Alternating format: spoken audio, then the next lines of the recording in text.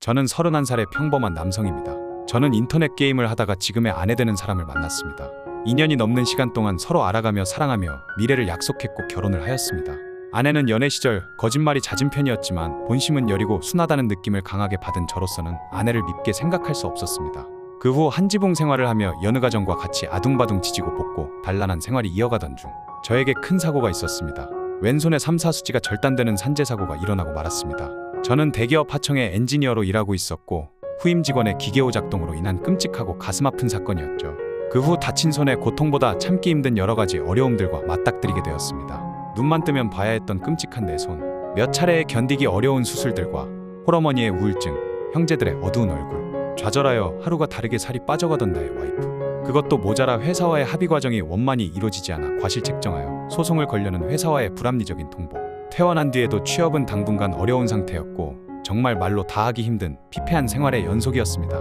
무엇보다 앞으로의 삶에 대한 자신감이 많이 없었습니다. 서로의 집안이 어려운 탓에 도움은 크게 바랄 수 없었던 때 와이프가 어느 날부터 취직했다며 출근을 하였고 하루에도 현금을 적게는 10만원에서 많게는 20만원이 넘는 돈을 가져오기 시작했습니다. 당장 다음 달 월세도 걱정해야 했던 상황에 저는 내심 걱정을 조금 덜긴 했지만 의구심이 들었습니다.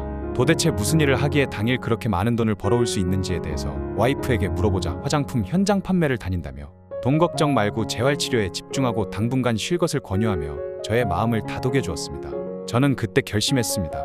내가 무슨 짓을 해서라도 죽는 한이 있더라도 이 여자 하나는 책임지겠다. 병상에 누워있을 때 장애를 얻은 제게 질려 바람이 날까? 이혼을 요구받진 않을까? 당장 생계는 어떻게 할까? 많은 걱정을 했던 저에겐 와이프의 그런 말과 노력하는 모습들이 얼마나 감사했는지 모르겠습니다. 하지만 오래가지 않아 와이프가 다방에 출근했다는 사실을 지인을 통해서 듣게 되었습니다. 지역사회이다 보니 보는 눈이 많아 숨길래야 숨길 수 없는 상황이었죠. 저는 더 크게 상심해야 했고 제 처지를 더 비관하게 되었습니다. 이게 다 내 탓이다 라는 생각이 들기도 하고 저를 속인 와이프도 원망하게 되었습니다. 그 일로 와이프와는 어찌어찌 잘 풀고 왜 다방을 나가야 했는지 그 맥락을 어느 정도는 조금은 이해할 수 있었기에 용서했습니다. 그 뒤로 오래 지나지 않아 회사와의 합의가 이루어져 형편이 어느 정도 나아지고 저는 박봉이었지만 크게 어렵지 않은 직장도 구해 다시 모든 것이 좋아질 거라 믿으며 열심히 살 것을 제 자신을 다잡고 화이팅하며 살고 있었습니다. 하지만 사건은 여기서 발생했습니다. 취직하고 2년 즈음 되어 회사에서 성실함도 인정받고 제 자리를 찾을 즈음 어느 날 갑자기 와이프가 하루 종일 연락이 되지 않았습니다. 저녁 8시 퇴근하여 집에 와도 이상한 점은 없었는데 와이프가 연락이 되질 않아 11시까지 핸드폰만 붙들고 있다가 불현듯 옛일이 떠올랐습니다. 다방에 잠시 다닐 적에 와이프에게 상식을 벗어난 집착을 보이는 손님이 있다는 얘기를 들었었습니다. 이사도 했고 전화번호를 바꾼 뒤 주춤하여 잊고 살았었는데 단 한 번도 이런 식으로 연락이 안 되거나 외출한 적이 없는 사람인데 흉흉한 세상에 큰일이라도 났을까 싶어 더 이상 기다리지 못하고 경찰서에 가 실종신고 및 저의 사견을 강력계 형사님들께 어필하여 바로 수색작업에 나서주셨습니다. 형사님들께선 저에게 집에서 기다리고 계시라 하였지만 저는 그럴 수 없었고 꺼져있는 와이프의 핸드폰이 켜지기를 바라며 제가 사는 도시를 여러 차례 뛰어다니며 돌았습니다. 하지만 찾지 못했고 형사님들께서는 핸드폰이 꺼져 있어 위치가 전화국으로 나온다며 기다려보자 하셨습니다. 그 후 새벽 1시 20분경 핸드폰이 켜졌고 형사들과 저와 경찰서의 어마어마한 연락 횟수에 놀란 와이프가 다시 핸드폰을 껐다가 20분 후 다시 켰을 때 쉬지 않고 전화를 걸던 저와 통화가 되었습니다. 저는 일단 무사하다는 안도감도 들었지만 그와 동시에 너무 화가 났고 눈물이 났습니다. 어디냐고 데리러 간다고. 내가 걱정되어 신고한 바람에 일이 커졌는데 당황하지 말라고 이야기하자.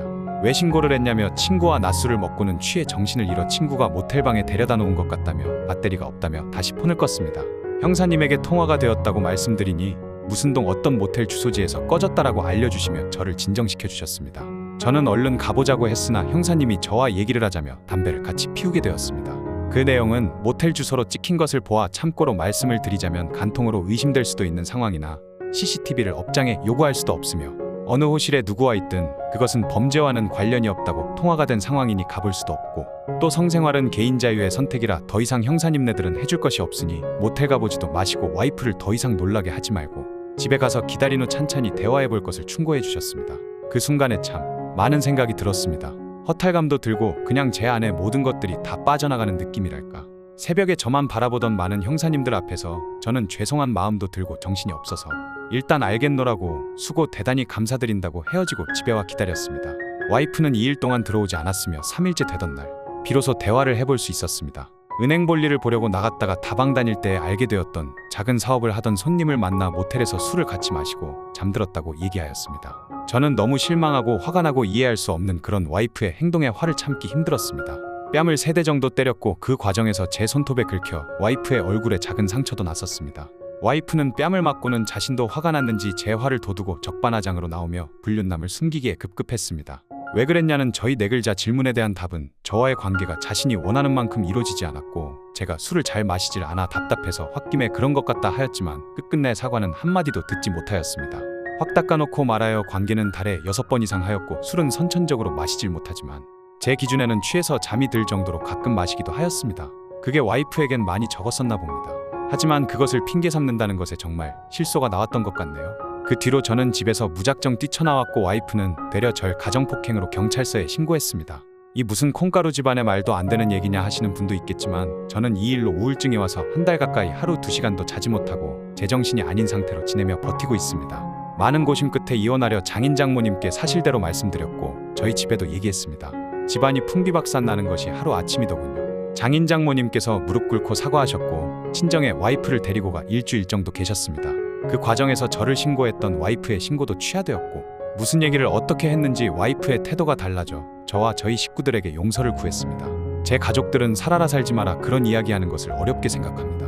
저의 판단을 믿고 싶어 하시는 것 같고 저는 현재 가치는 지내고 있지만 와이프와 대화도 많지 않고 아주 작은 것에도 불같이 목에 핏대를 세우며 화내는 제 모습을 보곤 합니다.